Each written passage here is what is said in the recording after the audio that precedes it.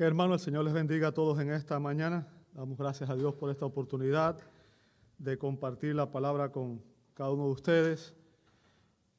Mi plan es, si Dios permite, me gustaría volver a retomar un libro de la Biblia. Ustedes saben que me gusta predicar a través de un libro de la Biblia.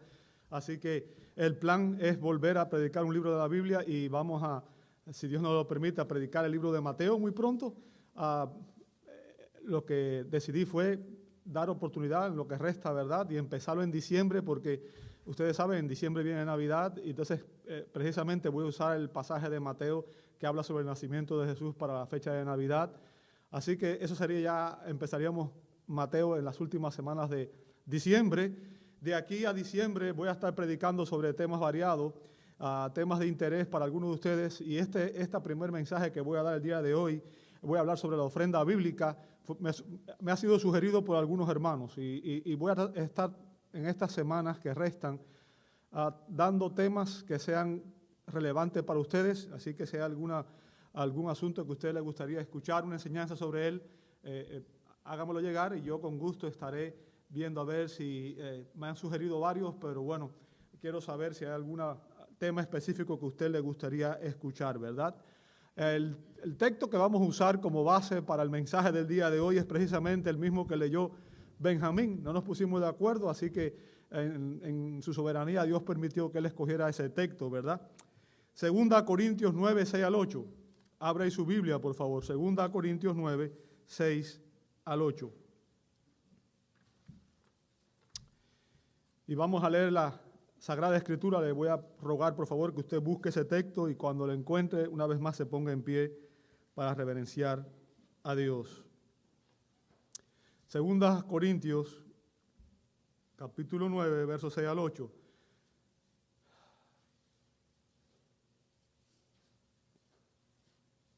Dice así la palabra de Dios. Pero esto digo, el que siembra escasamente también segará. Y el que siembra abundantemente también segará. Que cada uno dé como propuso en su corazón, no de mala gana ni por obligación, porque Dios ama al que da con alegría. Y Dios puede hacer que toda gracia abunde para ustedes, a fin de que teniendo siempre todo lo suficiente en todas las cosas, abunden para toda buena obra. Señor, damos gracias por tu palabra y rogamos en esta mañana el auxilio de tu Espíritu Santo. Pedimos que Él sea el que nos guíe a toda verdad y que nos ayude a entender el mensaje y que también lo aplique a nuestros corazones. Lo pedimos en el nombre de Jesús y te damos gloria. Amén, amén y amén. Pueden tomar sus asientos, hermanos. Muchas gracias a todos. ¿Cuánto debe dar un cristiano? ¿Cuánto debe ofrendar? ¿Debe un cristiano dar el diezmo? ¿Debe un cristiano dar un 10% de todo lo que ingresa, de todos sus ingresos? ¿Sabe? Esta es una pregunta que obviamente tiene en este país un gran debate. Ustedes saben que existe un movimiento llamado el Movimiento de la Prosperidad que enseña definitivamente que el cristiano debe diezmar. Ahora, déjeme decirle, uno de los términos con los que se menciona a los cristianos en la Biblia es el de mayordomo, el de mayordomo. Y cuando se habla del cristiano como mayordomo, la mayordomía cristiana no es más que el uso, el control y la administración cuidadoso del tiempo, de los talentos y los tesoros que Dios nos dio. ¿Ok? La mayordomía cristiana es el uso, control y administración cuidadoso del tiempo, de los talentos y los tesoros que Dios nos ha dado. Los cristianos debemos ser mayordomos sabios y debemos usar esos dones que Dios nos ha dado, que Dios nos ha confiado, conforme a su palabra y para la gloria y honra de su nombre. Ahora, el día de hoy examinaremos 3 enseñanzas bíblicas referente a las ofrendas. 3 enseñanzas bíblicas referente a las ofrendas. Ahora, ¿cuáles son esas enseñanzas? En estos versos vamos a aprender el principio en el verso 6, la proporción en el verso 7 y el proveedor en el verso 8. ¿Ok? Vamos a ver en primer lugar el principio en el verso 6. Dice el apóstol Pablo, pero esto digo, el que siembra escasamente, escasamente también segará. Y el que siembra abundantemente, abundantemente también segará. Ahora, en el contexto de este verso, el apóstol Pablo quería que los creyentes de la iglesia de Corinto ofrendaran generosamente para un proyecto de recaudación de fondos que él tenía para ayudar a los cristianos de Jerusalén que estaban atravesando una crisis increíble. Entonces Pablo escribe estas palabras para motivar a los creyentes a ofrendar. ¿Okay? Ese es el contexto de este verso, de estos versos. Ahora, el apóstol Pablo utiliza aquí una ilustración agrícola. Una ilustración, o sea, usa una imagen para enseñarnos algo, ¿verdad? Y la ilustración es agrícola. Fíjense, Pablo usa esta ilustración agrícola para explicarnos un principio espiritual. Esto es muy común en el Nuevo Testamento. Usted ve a Jesús constantemente diciendo, el reino de los cielos es parecido, es semejante a un hombre que sembró, ¿verdad? Es una manera común de enseñar en aquella cultura, aquella época. Ahora, Pablo usa aquí una declaración que es un axioma. Ahora, ¿qué es un axioma? Un axioma es una verdad evidente por sí misma. Una verdad evidente por sí misma que no necesita verificación porque es obvia. Es muy obvia, ¿ok? Todo agricultor, toda persona que alguna vez ha sembrado, sabe que su cosecha será directamente proporcional a la cantidad de semilla que siembra. ¿Bien? Ahora, ese es el principio o el axioma agrario que Pablo usa. Los agricultores, cuando una persona cosecha, cuando una persona siembra y cosecha, ¿verdad? El agricultor puede quedarse con todo el grano que cosecha y puede utilizarlo para comer, para consumirlo, ¿cierto?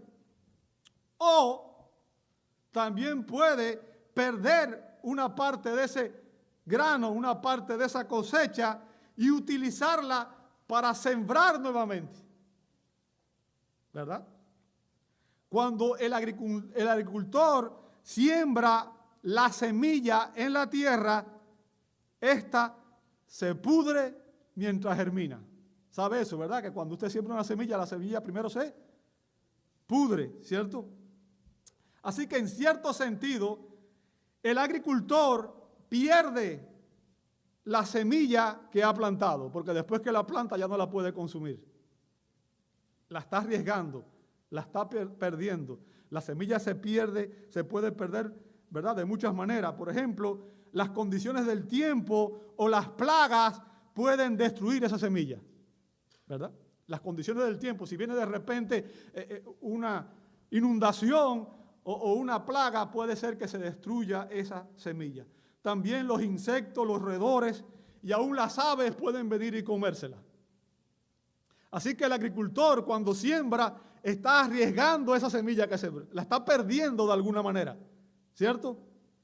Pero sin embargo, todos los agricultores nunca se comen toda su cosecha, sino que ellos guardan una parte porque saben que el ciclo debe repetirse para poder alimentarse. Así que ellos, el agricultor confía en que él siempre va a poder recoger una nueva cosecha. Y es por eso que siembra, porque él tiene confianza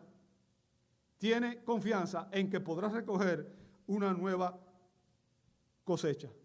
Ahora, ese es el principio que Pablo está utilizando aquí. Y Pablo está usando ese principio de la agricultura y lo está aplicando a la esfera espiritual. ¿Ok?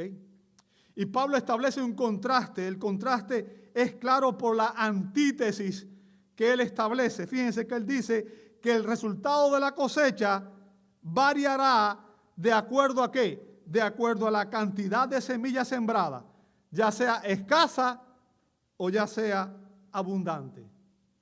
Obviamente, si usted nada más siembra 3 semillas, usted no puede esperar tener una cosecha abundante, ¿cierto?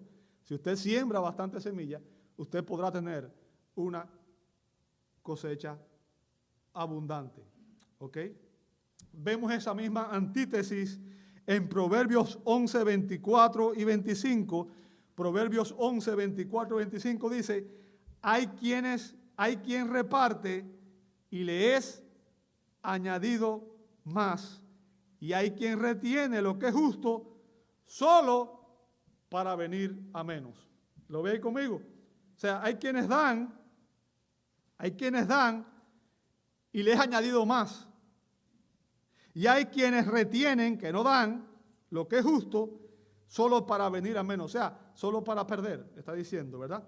Note lo que dice el verso 25. Dice: el alma generosa será prosperada, y el que riega será también regado. O sea, está enseñando aquí principios, ¿cierto? El principio es que la cosecha será directamente proporcional a la cantidad de semilla sembrada. De hecho, el término que usa aquí el apóstol cuando habla de el que siembra abundantemente, el término abundante ahí viene de un término griego, eulogía, que significa literalmente con bendiciones, y tiene implicaciones espirituales. Implicación espiritual, ¿ok? Aplicando esto que hemos visto hasta aquí, humanamente hablando, la persona que ofrenda es la persona que aparentemente pierde su dinero. Pierde su dinero, ¿ok? Y lo que Pablo está diciendo, ¿sabes qué? Realmente eso no es así. Pablo nos está enseñando aquí que el principio es que la generosidad con la bendición de Dios recibirá a cambio bendiciones que no tienen proporción con lo que se ha dado. Ahora, estoy seguro que algunos de ustedes quizás esté pensando, bueno, exactamente eso es lo que he escuchado en el movimiento de la prosperidad, ¿cierto? Eso es lo que promueven los falsos predicadores del evangelio de la prosperidad. Ahora, déjeme decirle, el peligro con estas personas, igual que el peligro con otras personas, es cuando mezclan la verdad con el error. ¿Sabe? Si usted está ante un falso maestro que enseña, por ejemplo, que la Biblia no es palabra de Dios, o que no existe la Trinidad, o que Cristo no es Dios, inmediatamente usted lo detecta, ¿verdad? Usted sabe que eso es un error. Sin embargo, hay personas que mezclan error con verdad, y esos falsos maestros son más difíciles de detectar, ¿cierto? Y son los más peligrosos. Ahora, el punto aquí, amado hermano, es que ellos enseñan este principio, pero lo manipulan de tal manera que lo enseñan de una manera errada. ¿Ok? La Escritura no enseña que nosotros debamos negociar con Dios o utilizar nuestra ofrenda como un medio para comprar la bendición de Dios. Usted no puede comprar el favor de Dios ni por todo el dinero del mundo. Cuando a usted le dicen, ¿sabes qué? Haz un pacto con Dios, da una semilla, da una siembra, y Dios te va a sacar de ese problema. Eso es una manipulación. Eso es una manipulación.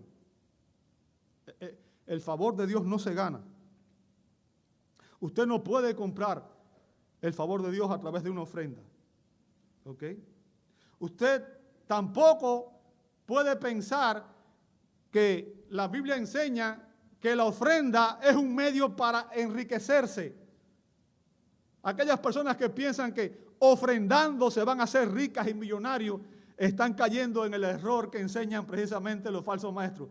Y eso es como, usted sabe lo que es una como le dicen aquí, una pirámide, ¿verdad? Un sistema piramidal, ¿cierto? Los únicos que se enriquecen son los que están en la cima de la pirámide. Son los predicadores del movimiento, que agarran toda la plata que les mandan sus adeptos, ¿cierto? Son los únicos que se enriquecen. Bien, debemos entender que cuando la Biblia habla de la ofrenda es una oportunidad para mostrar nuestro amor por Dios y nuestra confianza en su palabra. Pero sobre todas las cosas, la ofrenda para el cristiano es una muestra de que depende de Dios para su provisión y no de los hombres. ¿Ok? Una muestra de que dependemos de Dios para nuestra provisión. Los predicadores del movimiento de la prosperidad enseñan este principio y le dicen a sus seguidores, a aquellos que lo siguen, que si ofrendan, se harán ricos, prosperarán. O sea, la motivación que hay detrás de las personas que siguen este movimiento al ofrendar es su deseo de enriquecerse, su deseo carnal de enriquecerse.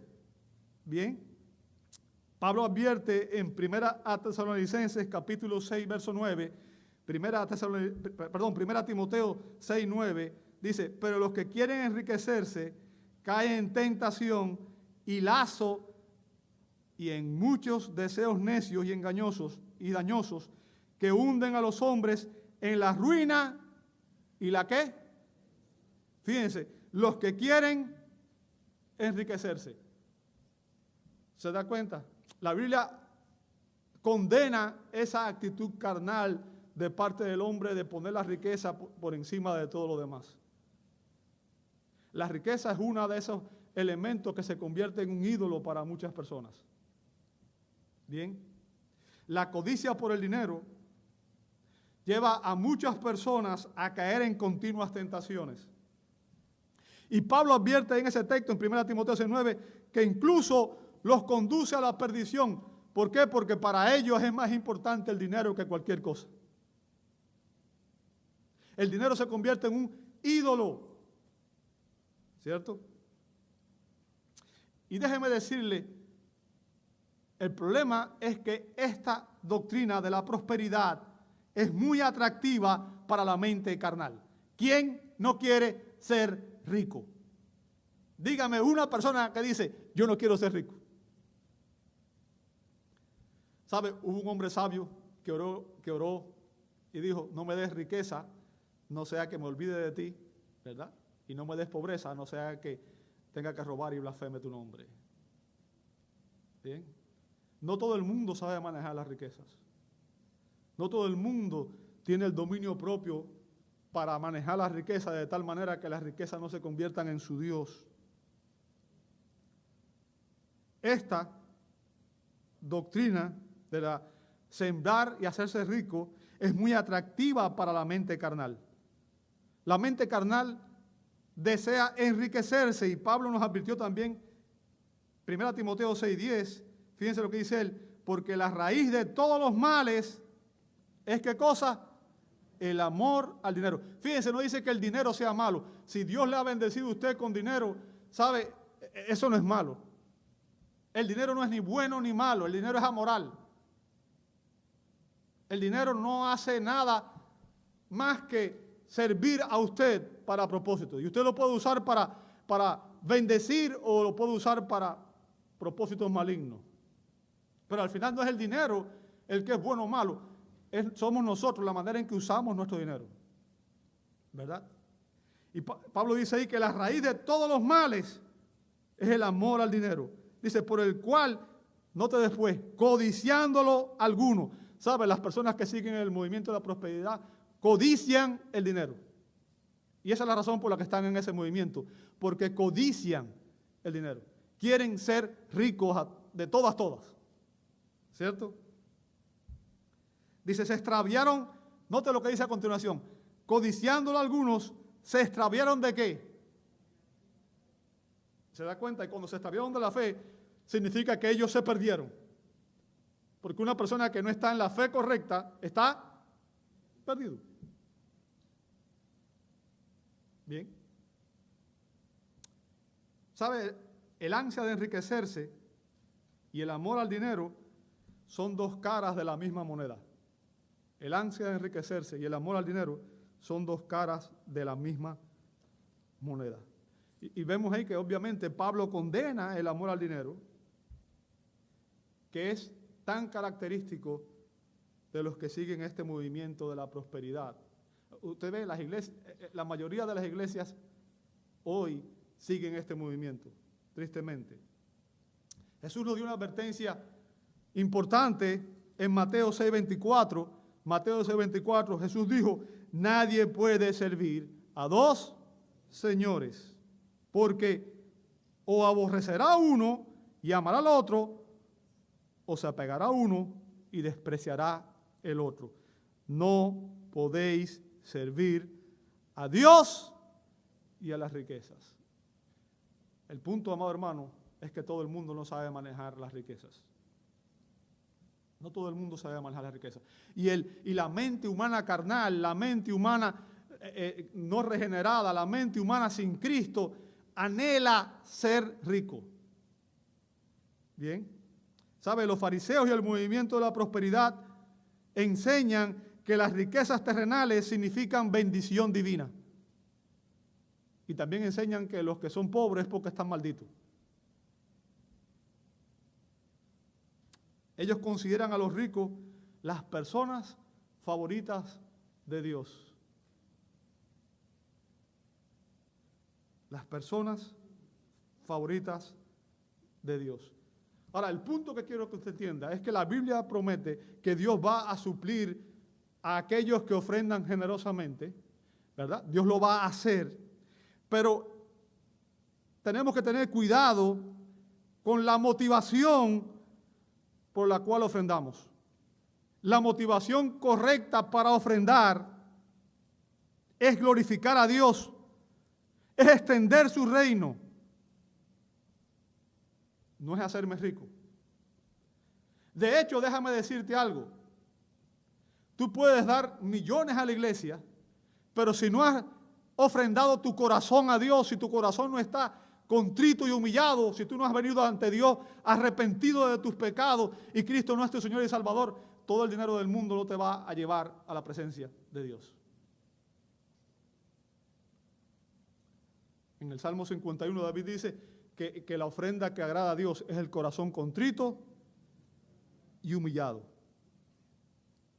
Cuando este principio se lleva a la práctica, usted tiene que entender que se está hablando a creyentes genuinos. Y se está llevando para que entiendan que debe confiar en Dios porque Dios es su proveedor, ¿verdad? Ese es el principio que Pablo está enseñando aquí. Y debemos ofrendar con la motivación correcta. Nuevamente, la motivación correcta es glorificar a Dios y extender su reino. Ahora, hemos examinado el principio, ahora vamos a examinar el punto álgido de esta enseñanza y es la proporción que debemos ofrendar. ¿Bien? Verso 7 dice que cada uno dé el diezmo.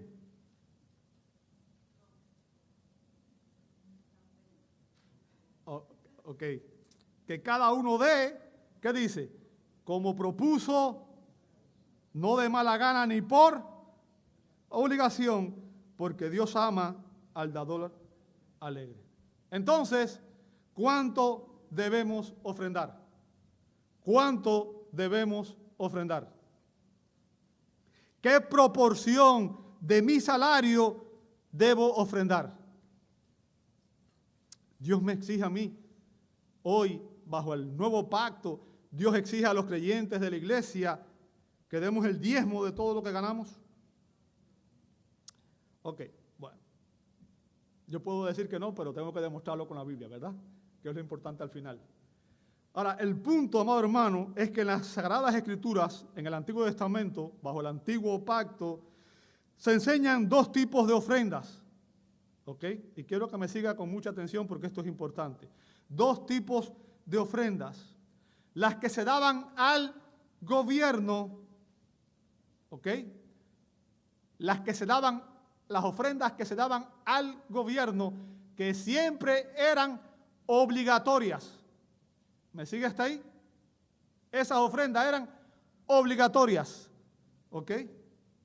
Y las que se daban a Dios, que siempre fueron voluntarias.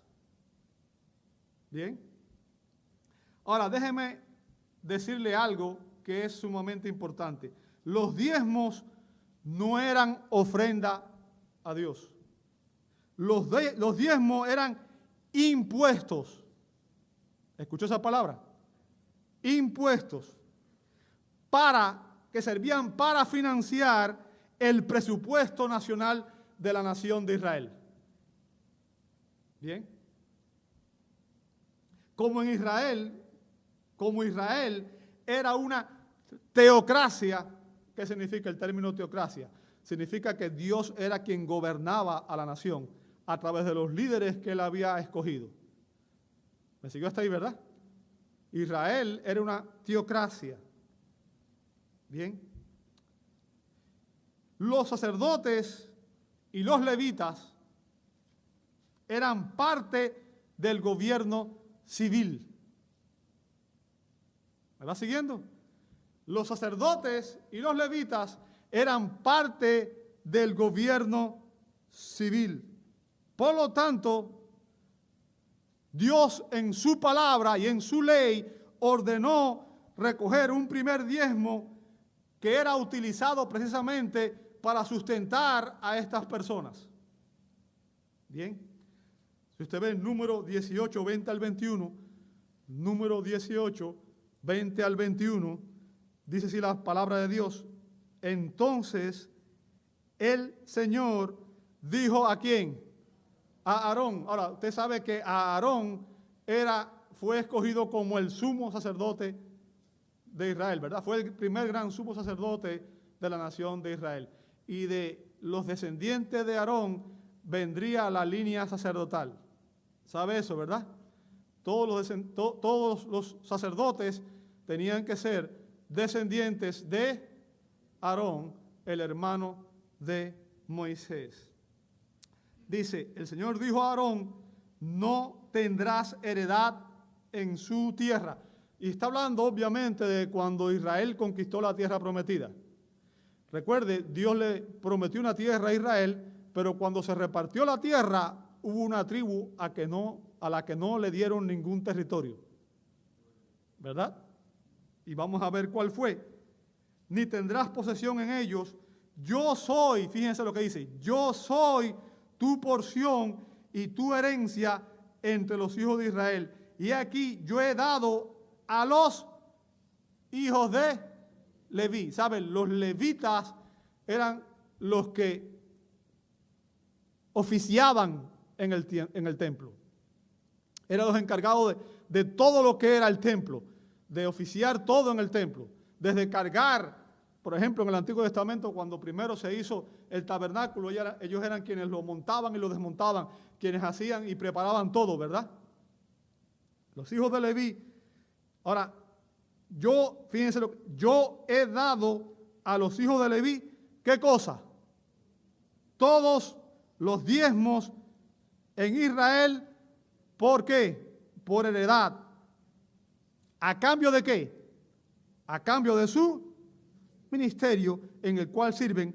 El ministerio, ¿de qué cosa? De la tienda de reunión. O sea, ahí está hablando todavía cuando estaba el tabernáculo, ¿verdad? Que después se convirtió en el templo. Ahora, el punto es que el ministerio de ellos era servir en el tabernáculo, en el templo, ¿verdad? Oficiar allí todas las ceremonias oficiales, todas las fiestas, todo lo demás. Era guiado por los sacerdotes y era guiado por los levitas. ¿Bien?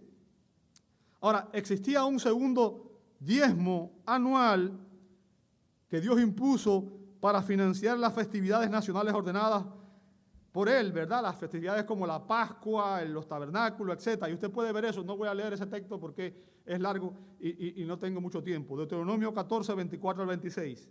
¿Bien?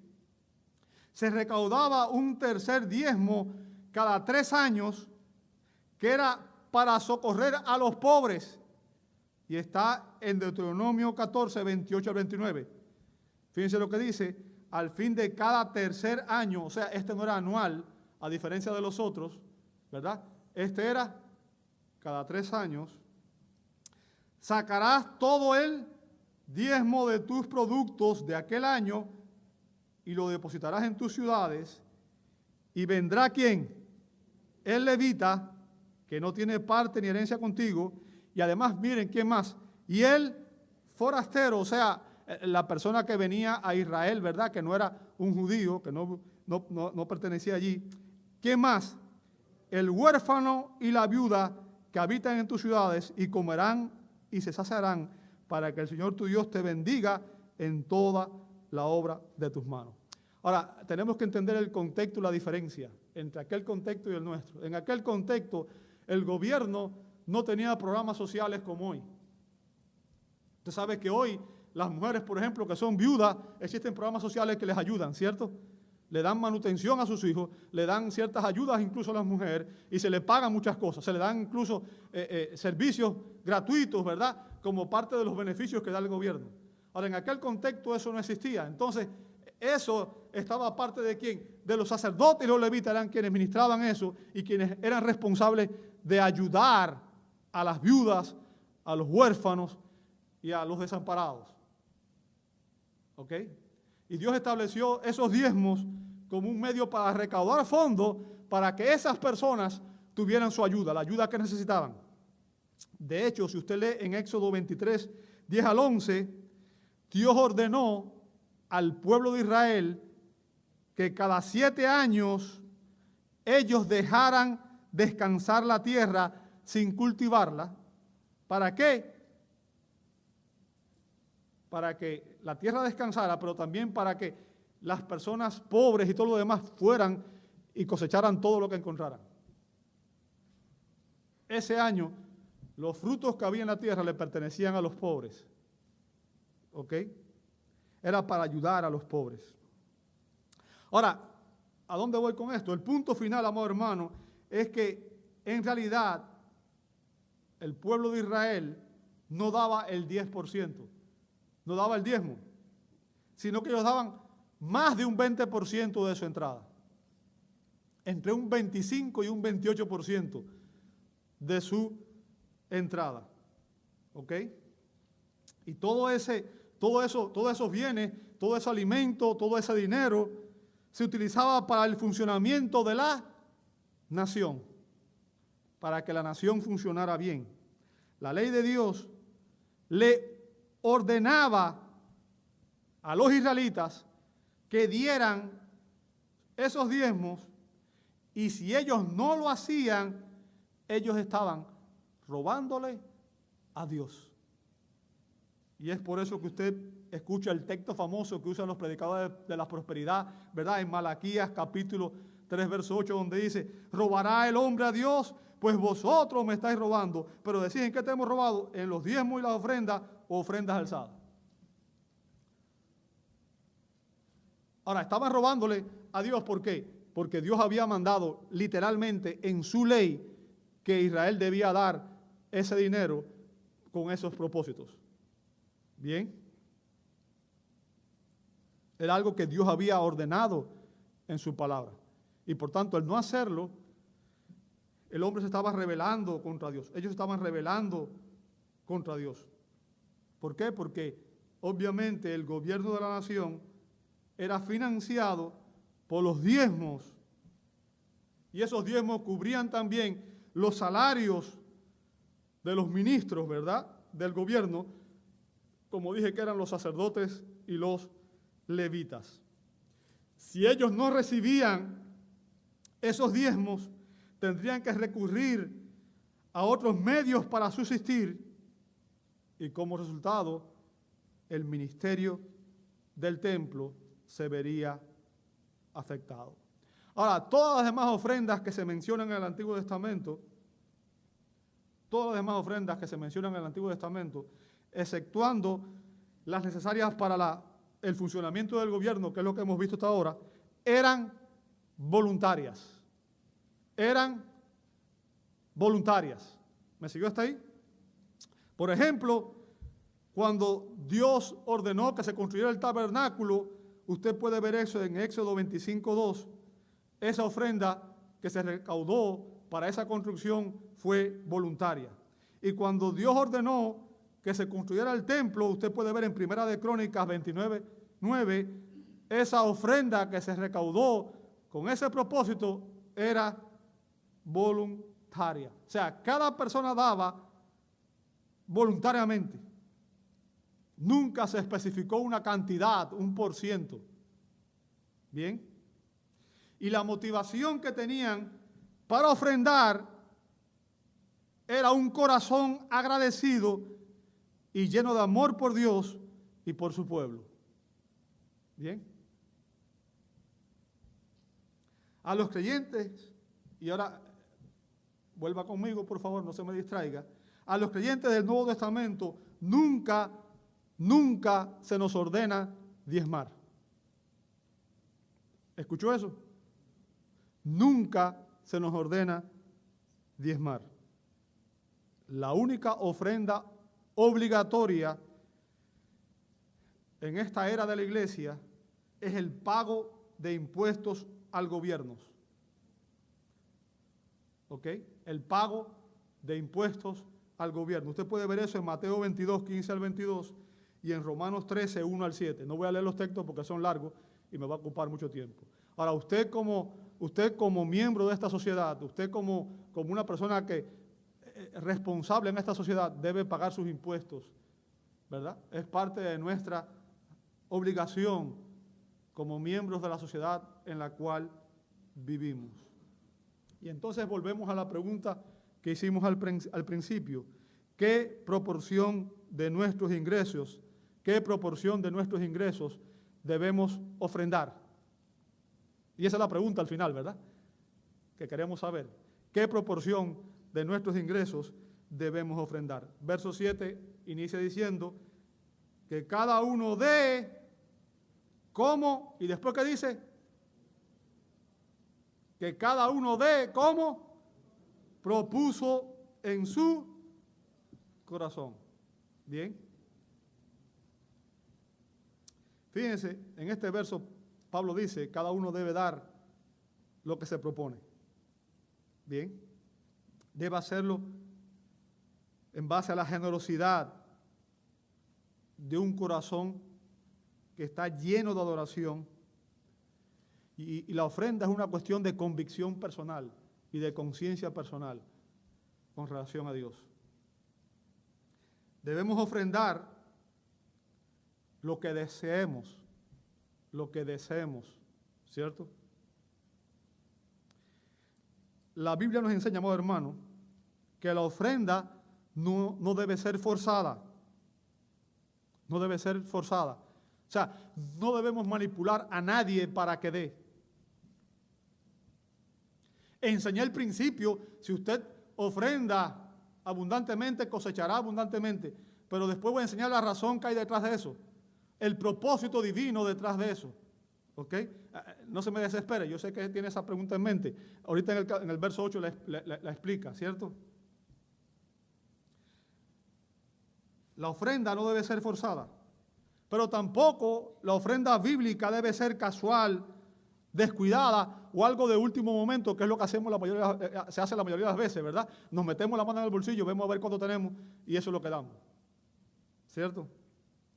Fíjense cuando Pablo dice, cada uno dé como propuso en su corazón. ¿Sabe? El término proponer ahí significa decidir de antemano, determinar. ¿Entiende eso? Decidir de antemano, determinar. Lo que Pablo está enseñándonos aquí, amado hermano, es que nuestra ofrenda a Dios debe ser planificada y sistemática, no impulsiva. O sea, no es algo que debemos hacer de último momento, ¿ok? No esporádica, no dar de vez en cuando nos dé la gana a nosotros, sino que debe ser sistemática. De hecho, el principio está también en 1 Corintios 16:2, dice que el primer día de la semana.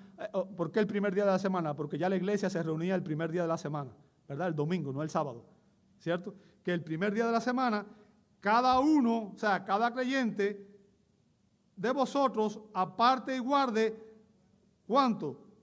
Según haya prosperado. ¿Qué significa? Obviamente, la persona que más gana es la que más debe dar y la persona que menos gana es la que menos debe dar. ¿Verdad? Es lo correcto. Bien. Ahora, debo aclarar que también el contexto de ese verso también era una ofrenda especial, pero el principio de ofrendar es el mismo. ¿Ok? El principio de ofrendar es el mismo. Debemos dar o debemos ofrendar conforme hayamos prosperado. O sea, debemos dar en proporción a lo que ganamos. ¿Por qué? Porque somos mayordomos. Y como buenos mayordomos, usted y yo deberíamos incluir la cantidad que vamos a ofrendar en nuestro presupuesto familiar. En nuestro presupuesto familiar. Yo me imagino que todos ustedes tienen un presupuesto, ¿verdad? ¿Qué es un presupuesto? Bueno, un presupuesto no es más que el cálculo que uno debe hacer. ¿Cuánto yo ingreso? ¿Ok? Y sabiendo lo que ingreso, entonces debo ajustarme para poder pagar mis responsabilidades, ¿cierto? Lamentablemente muchos hispanos no tienen presupuesto porque en los países que vivíamos no teníamos costumbre de hacer presupuesto. Llegamos aquí, ¿verdad? Y allá usábamos el dinero, íbamos dando, íbamos pagando hasta que nos metíamos el dinero, la mano en la bolsa y ya no había nada. Oh, me quedé sin dinero, ¿verdad? Pero no podemos funcionar de esa manera. Debe haber un presupuesto. ¿Qué significa? Yo tengo que saber cuánto es mi renta, cuánto es mi luz, cuánto es el carro, cuánto es mi comida. ¿Por qué? Porque si no tengo ese dinero, después no voy a poder pagar. Y si usted no paga la renta, lo van a correr.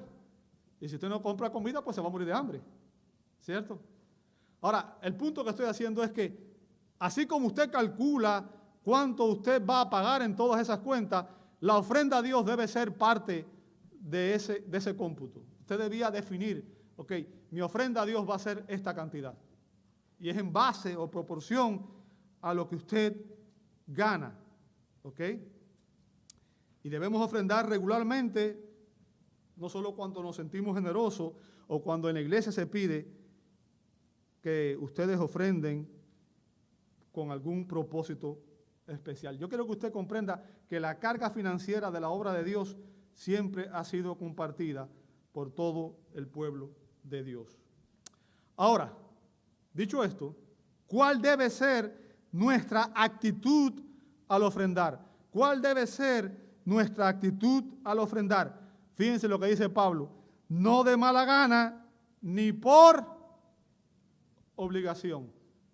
No de mala gana ni por obligación. ¿Sabe? Escucho frecuentemente en la televisión predicadores que utilizan la manipulación espiritual. Si tu hijo está en una crisis, ofrenda, vamos a orar por él para que salga de la crisis. Eso es manipular a la persona. Bien, la manipulación espiritual y también psicológica para presionar a la congregación. Y lamentablemente en muchas iglesias se recogen diezmos, ofrendas, primicias y recontraprimicias. ¿Cierto? Ahora, quiero que usted entienda, no le estamos pidiendo a usted que dé nada. ¿Ok? Nuestro objetivo hoy es enseñarle lo que la Biblia explica referente a este tema, y nuestra misión es esa, ser fieles en predicar la palabra y dejar que el Espíritu Santo sea el que los ilumine a ustedes, les haga entender lo que esto significa y que cada uno de ustedes, obviamente, Dios obre en ustedes y aplique esta palabra para que usted entonces responda en base a lo aprendido y Dios genere una respuesta correcta en su corazón. ¿Ok? Cuando estoy enseñando esto, no tengo ningún objetivo posterior, no tengo no estoy pensando en pedirle nada, por si acaso. ¿Ok? En el sentido de que como iglesia no tenemos eso en mente. Ningún creyente debe ofrendar bajo compulsión o por presión manipuladora o, como he visto muchas veces, con una actitud de remordimiento, ¿verdad? Hay personas que dan así y se les ve que sienten dolor por desprenderse de lo que están dando. Ahora, déjeme decirle algo y quiero hacer una pregunta. ¿Quiénes deben ofrendar? ¿Quiénes deben ofrendar? Para que usted entienda la respuesta, muy fácil. ¿Quiénes deben correr con los gastos de una casa en una familia? Los miembros de la familia. Los miembros de la familia. ¿Quiénes deben ofrendar? Los miembros de la iglesia. Si usted no es miembro de la iglesia, si usted no es cristiano o no está seguro de ser cristiano, ¿sabe? Tenemos que ser consecuentes. Cuando decimos vamos a repartir los elementos de la cena, decimos si usted no tiene convicción de que usted es cristiano, si usted no es cristiano, no participe de la cena. ¿Cierto? Ahora, lo mismo, cuando vamos a recoger las ofrendas, si usted no tiene convicción de que es cristiano y usted no sabe si es cristiano o no, no ofrende. No ofrende. La ofrenda no es para todo el mundo, la ofrenda es para los miembros de la iglesia. Los creyentes, aquellos que tienen convicción y quieren glorificar a Dios a través de las ofrendas. ¿Entendió? ¿Ok? Usted no debe ofrendar ni un centavo si usted prefiere quedarse con ese dinero. Quiero que usted entienda que ofrendar para la obra de Dios es un privilegio que tenemos los hijos de Dios. Es un honor poder dar para la obra de Dios. Y lo hacemos con gozo, con alegría, no con dolor. ¿Por qué razón? Dice Pablo, porque Dios ama al dador alegre. Si a usted le duele, usted no está alegre, ¿verdad?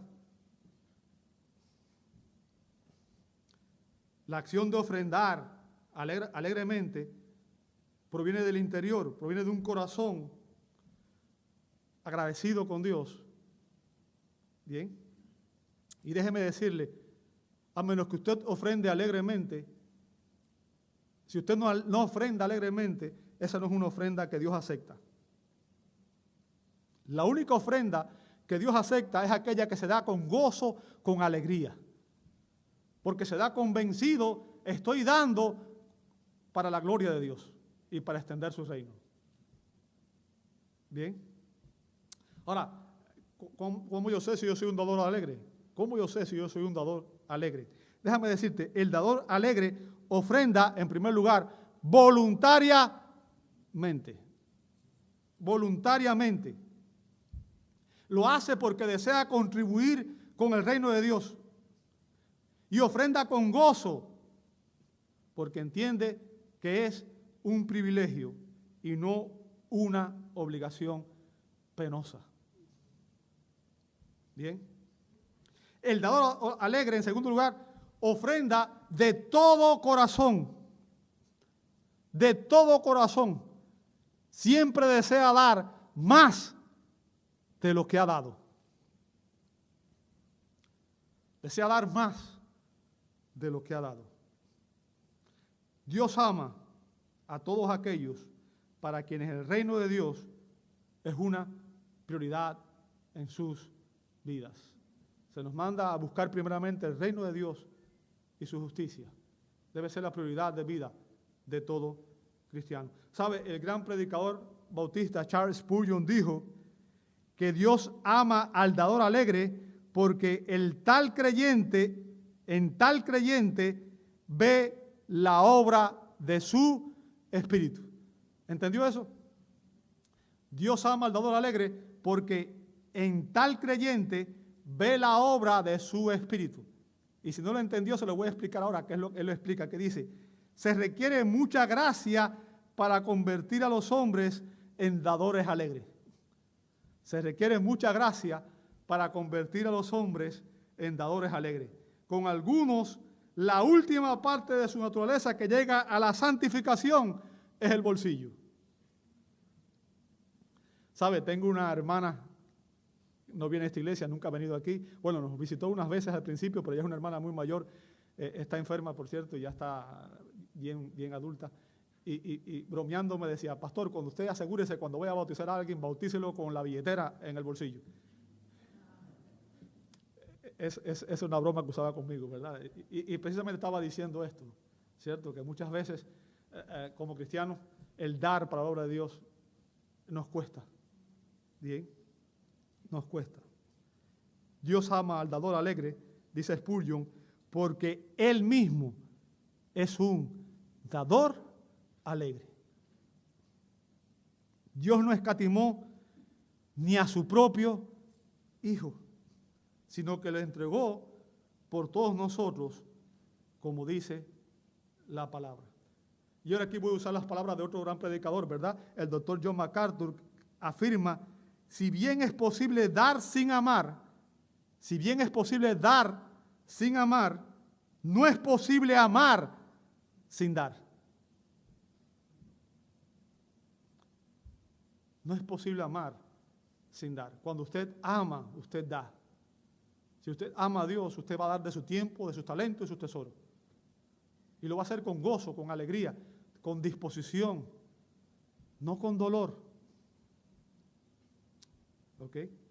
Ahora, hemos analizado la proporción que debemos dar. Cada uno dé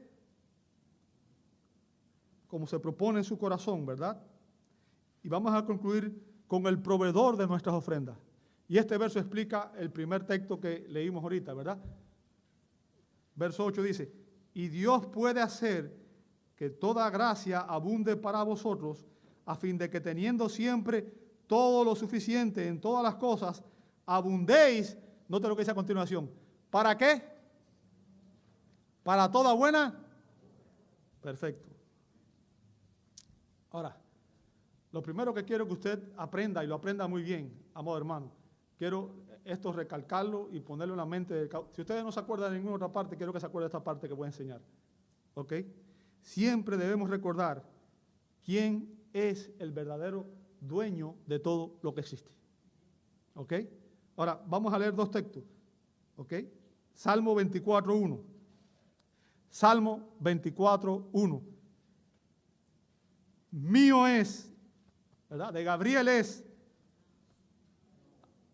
Ok. ¿Se da cuenta cuando nosotros decimos mi casa, mi carro, mi cuenta de banco, mi no sé qué? Recuerde, usted no es dueño de nada, usted es mayordomo. ¿Entiende ese punto? Fíjese lo que dice ahí. Del Señor es la tierra y ¿qué cosa? Todo lo que hay en ella. ¿Y eso incluye qué cosa? ¿Qué incluye? Todo lo que hay en ella. De hecho, el mundo y los que en él, entonces tú no eres tuyo. ¿Sabes eso? Tu vida no es tuya. Tú fuiste comprado por precio. Si eres cristiano, tú fuiste comprado por precio. Tu vida, Cristo la pagó en la cruz del Calvario para que ahora vivas para Él, para su gloria, no para ti mismo. Ageo 2:8. Dice el Señor, mía es la plata y mío es el oro. Hermano, ¿de quién es toda la plata que existe? Es del Señor. Declara el Señor de los ejércitos. Usted no es dueño de nada. Yo no soy dueño de nada. Nada de lo que existe es mío. Y cuando me muera, no me voy a poder llevar nada. Nada. Sonó raro eso, ¿verdad? De repente me parecía Biden haciendo eso. Perdón. El punto que quiero que entienda es que todos nosotros somos mayordomos, no dueños, mayordomos. Y un mayordomo fiel es aquel que administra bien las bendiciones que Dios le da. Somos administradores de los recursos que Dios nos da, ¿verdad? Aquellos que conocen y aman a Dios, anhelan ofrendar, escuche bien lo que voy a decir, anhelan ofrendar de su tiempo, de sus talentos y de sus tesoros. Tiempo, talento y tesoro. O sea, no estoy hablando solamente de plata, estoy hablando de su vida. ¿Cuánto tiempo usted le dedica a las cosas de Dios? ¿Usa su talento para servir a Dios? ¿Sirve usted? ¿Sabe? Dios le hizo una advertencia seria al pueblo de Israel, la nación de Israel, antes de que ellos tomaran posesión de la tierra prometida. Usted puede ver eso en Deuteronomio capítulo 8, verso 18. Deuteronomio 8, 18, Dios le dijo a Israel, Mas acuérdate de quién, del Señor tu Dios, porque Él es, y note lo que dice a continuación, Él es el que te da poder para hacer ¿qué cosa? Riquezas, a fin de confirmar su pacto, el cual juró a tus padres como en este día. O sea, recuerde, Israel iba a entrar a la tierra prometida. Bien, durante 40 años Israel había estado en el desierto. Cuando estaba en el desierto, los israelitas tenían que depender de Dios para las necesidades básicas de la vida. O sea, para que Dios le proviera el agua y la comida. ¿Verdad? Ahora, Dios le dice, ¿sabes qué? Cuando entres en la tierra prometida ya tendrían ciudades, ya tendrían viñas, ya tendrían todo. Y Dios le dice, cuando entres en la tierra prometida, van a disfrutar de abundancia. Van a disfrutar de abundancia. Y esto les puede hacer sentir a ustedes un sentido, una sensación de satisfacción y de seguridad, que podría llevarlos a olvidarse de Dios y a desobedecer sus mandamientos. Sabe que lamentablemente eso fue lo que finalmente ocurrió, ¿verdad? Empezaron a pensar de que, wow, somos los bárbaros. Y Dios tuvo que castigarlos. De hecho, si usted no sabe, Dios lo mandó 70 años al cautiverio por desobediencia, porque Dios le había dicho que cada 7 años debía la tierra descansar. No lo hicieron, y como no lo hicieron, Dios lo castigó 70 años. ¿No sabía eso? Los 70 años de Babilonia fue por eso mismo, por desobediencia. Ahora, ¿a dónde voy con este punto? El punto, amado hermano, es que nosotros venimos muchas veces de países muy pobres y llegamos a este país donde hay mucha riqueza. Es un país próspero, es el país más próspero del mundo. Y cuando usted y yo tenemos un trabajo y nos logramos reunir un poco de dinero en el banco, ¿verdad? Tener dinero en el banco, experimentamos una sensación de satisfacción y seguridad. Nos sentimos como más confiados, más seguros, humanamente hablando. Y la palabra de Dios nos recuerda que no ha sido nuestro poder y nuestra fuerza la que ha producido esa riqueza. Dios es nuestro proveedor. Dios es tu proveedor. El salmista dio una advertencia que muchas veces la pasamos por alto en el Salmo 127.2. Salmo 127.2 dice, es en vano que os levantéis de madrugada y que os acostéis tarde y que comáis el pan de ¿qué? De afanosa labor.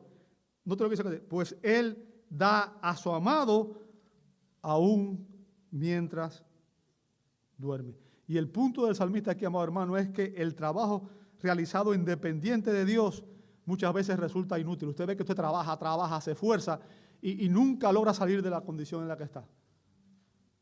¿Verdad? Pero una persona que confía en Dios, dice la Escritura, que encontrará descanso. Sin el Señor, todo nuestro trabajo, amado hermano, es en vano. Ya le dije, no nos vamos a llevar absolutamente nada. Porque todo en esta vida depende de Él y de sus bendiciones. Usted es un simple administrador de los recursos que Dios le da. Y Pablo utiliza en este verso una hipérbole, ¿ok? Usando una palabra griega, la palabra paz, que aparece 5 veces en este verso, Pablo describe la bondad y la grandeza infinita de Dios. ¿Con qué propósito? Cuando nosotros ofrendamos en la carne, humanamente hablando, nos parece que estamos perdiendo ese dinero, ¿verdad? Que podríamos usar en nuestro propio beneficio para los gastos que nos gustaría tener, ¿verdad? Comprarnos más ropa o comprarnos un mejor carro o comprarnos una casa más grande. Se necesita fe para creer que Dios nos va a recompensar.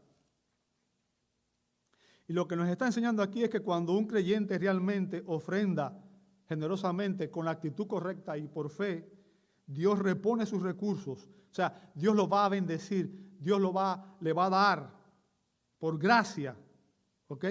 ¿Para qué? Para que tenga suficiente y no pase necesidad.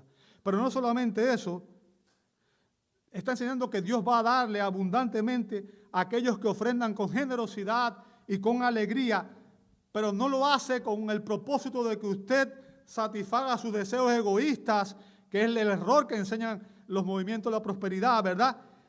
Sino que lo hace para que usted tenga lo suficiente, no solamente para suplir sus necesidades, sino también para hacer buenas obras.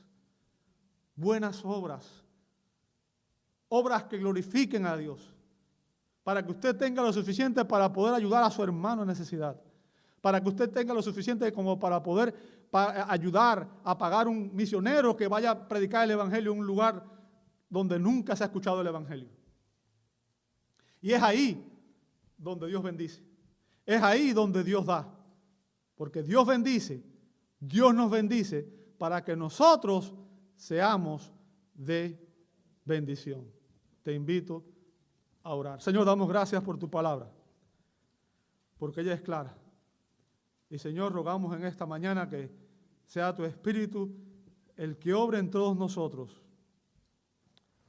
el que nos permita entender la plenitud y la aplique para que podamos realmente ponerla en práctica en nuestro diario vivir. Señor, agradecemos el privilegio de poder ser tus hijos. Damos gracias. Sabemos que tú diste a tu Hijo amado para que Él viniera a rescatarnos del pecado y la maldad. Señor, gracias por su sacrificio. Padre, ayúdanos a entender la grandeza de Cristo. Y Señor, que nosotros podamos